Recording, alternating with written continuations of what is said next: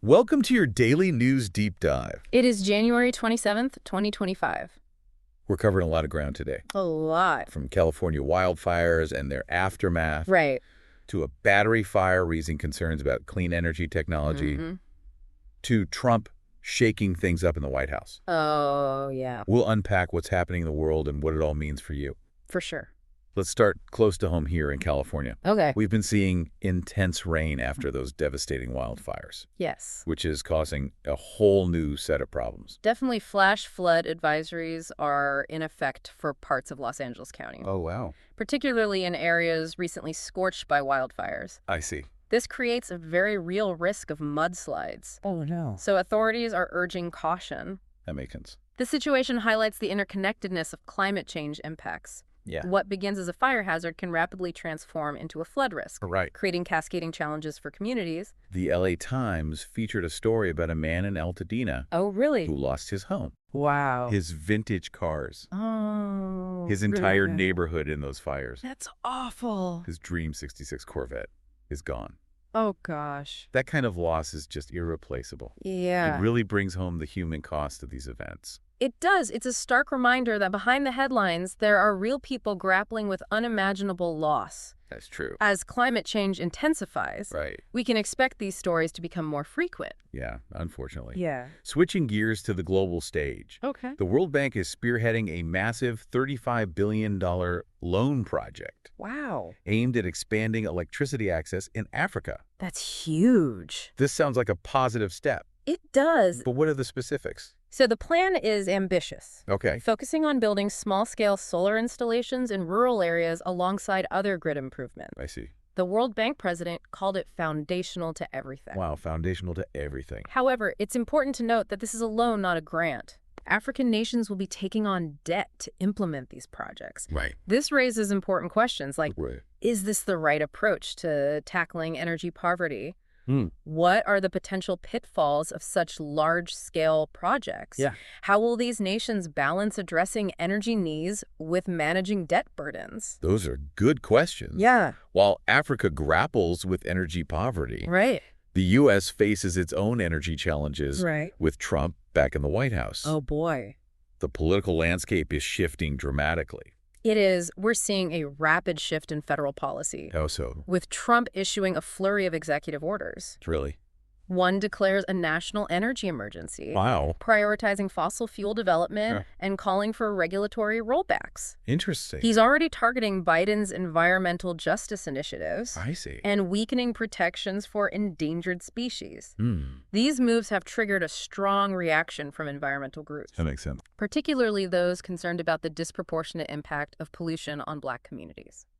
These groups argue that rolling back environmental protections will worsen existing inequalities. Right. They point to studies showing that communities of color are often located closer to sources of pollution, Right. leading to higher rates of asthma, cancer, and other health problems. Of course. Weakening regulations could exacerbate these disparities. Yeah, I see their point. On the other side of the aisle, there is praise for Trump's efforts to unleash oil and gas production. Oh, really? They argue it's crucial for energy independence and economic growth. Hmm. This highlights a clash of ideologies with global implications, as Trump has officially withdrawn the U.S. from the Paris Agreement. Wow. Notably, Bloomberg has stepped in, Really? pledging to cover the funding gap for America's UN climate obligations. That's interesting. Yeah. Chevron is making a significant move What's that? by boosting oil production at Kazakhstan's Tengiz field, Okay. one of the world's largest. They project it will produce for decades to come. This seems like a bold move given the global push for clean energy. It's certainly a gamble while global oil demand remains strong in some sectors. The long-term trends point toward electrification and decarbonization. Chevron's investment in Tengiz appears to be betting against these trends. I see. This raises a critical question. Are we moving towards clean energy fast enough to offset these continued investments in fossil fuels? That's the question, isn't it? It is, and this question becomes even more pressing in light of the recent fire at the Moss Landing energy storage facility in California. Oh, right. Heard about that. This was one of the world's largest battery storage sites, Wow. and the incident has raised concerns about the safety of these crucial clean energy technologies. Early reports suggest the plant's design Yeah. which used indoor lithium-ion batteries with a more flammable chemistry, Right. may have contributed to the fire's severity. This incident highlights the need for stringent safety protocols and potentially a reevaluation of certain battery chemistries for large-scale storage projects. Yeah, that makes sense. It's a reminder that the transition to clean energy will have its challenges. For sure. But these challenges should not derail our efforts. Right. Instead, they should motivate us to innovate and improve safety standards. I agree. We are still in the early stages of this energy transition. Yeah. So encountering bumps along the road is inevitable. Right. The urgency of climate change demands that we keep pushing forward. And there is some positive news on the clean energy front. Well, that's good. Analysis of 2024 data from China Okay. shows that a record surge in clean energy actually halted the country's CO2 emissions rise. Wow. Considering China is the world's largest emitter, Yeah. this is a significant development. It is what's driving this shift. Well, a combination of factors is at play, Okay. including massive investments in solar and wind power, Right. coupled with a slowdown in economic growth. This demonstrates that rapid decarbonization is achievable, even on a large scale. That's encouraging. It's a glimmer of hope amidst some rather bleak headlines. True. Speaking of bleak, let's turn our attention to the Arctic. How? A new forecast predicts a massive influx of heat entering the region in early February, Wow. potentially raising temperatures to more than 30 degrees Celsius, higher than the 1979-2000 average. That's a huge jump. What are the implications of such a drastic temperature increase? Well, this is a concerning development. How so? As Arctic sea ice continues to decline, Right. the region becomes more susceptible to these kinds of extreme temperature swings. I see. This particular heat influx threatens to further destabilize methane hydrates on the seafloor. Methane hydrates. Yeah, imagine a giant freezer full of methane gas locked away beneath the seafloor. Okay. As the Arctic warms, that freezer is starting to defrost, Oh, no. potentially releasing massive amounts of this potent greenhouse gas into the atmosphere. And methane, as we know, is a far more potent greenhouse gas than carbon dioxide. Precisely, this could create a dangerous feedback loop, accelerating climate change even further. Yikes. It's a stark reminder that what happens in the Arctic doesn't stay in the Arctic. Right. These changes have global repercussions. Shifting back to the political arena, Okay. Trump's return to the White House has reignited debates about climate policy. For sure. Some argue that his actions will significantly set back progress on climate change. It's a valid concern. However, it's crucial to remember that climate action isn't solely dependent on federal policy. Sure. States, cities, businesses, and individuals can all play a role in reducing emissions and building resilience. I agree. We're already seeing examples of this. Cool, like what? Bloomberg's commitment to fund the U.S.'s Paris Agreement obligations Right. showcases private actors stepping up to fill the gap. Mm-hmm. Many states and cities continue to pursue ambitious climate goals regardless of federal policy. So it's not all doom and gloom. No, not at all. There's still hope for progress despite the political challenges. Absolutely. While the challenges are undeniable, there's also a growing sense of urgency and determination among those committed to climate action. That's good to hear. This collective will is a powerful force for change.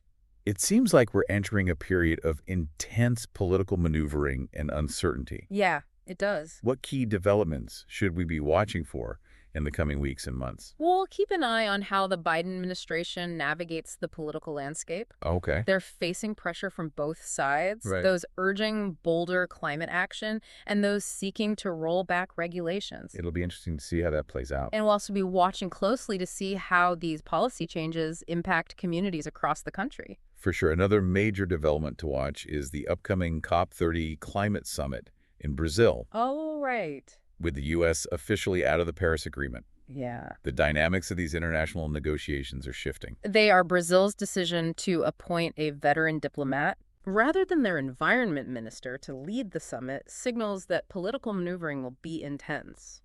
Interesting. What are some of the key issues likely to be on the table at COP30? Financing for climate adaptation and mitigation will be a major point of contention, Okay. particularly for developing nations. Makes sense. There will likely be pressure to ramp up commitments to reduce emissions, Right. given the urgency of the climate crisis. It sounds like COP30 will be a crucial test of global climate leadership in the face of escalating challenges. I think so. What role do you see public opinion playing in all of this? Public opinion is a potential wild card. How so? As climate impacts become more severe and widespread, will we see a surge in public demand for action?